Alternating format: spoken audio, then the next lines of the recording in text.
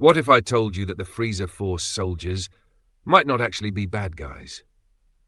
I know it sounds crazy, but let's break it down. Frieza didn't just hire people off the street or create an army out of loyalty. No, his way was much darker. When we look back at the Frieza saga, we learn that his soldiers often came from planets he personally invaded. He would show up, wipe out civilizations, and then forcefully recruit the survivors. For many of these people, it wasn't a choice at all. They either became soldiers for the Empire, or they were killed on the spot. Now think about what that really means. A lot of the Frieza Force may have originally been regular people, maybe even heroes or protectors of their own worlds. But once Frieza took over, they were trapped. And what's even more interesting is that when their own lives were on the line, a lot of these soldiers weren't actually loyal to Frieza.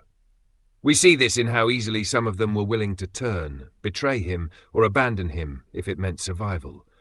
So their so-called loyalty wasn't real, it was just fear keeping them in check. That raises a huge possibility.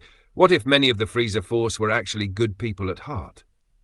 Maybe they weren't villains by nature, just survivors trying to live in a galaxy controlled by a tyrant.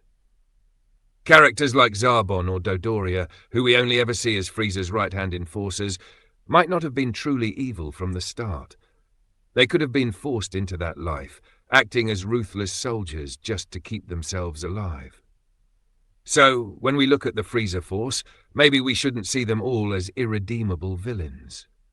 A lot of them might have been victims, just caught in the wrong place at the wrong time, trapped under Frieza's rule. Which makes me wonder, if Goku and the Z-Fighters had freed them earlier, how many of those soldiers would have chosen a different path?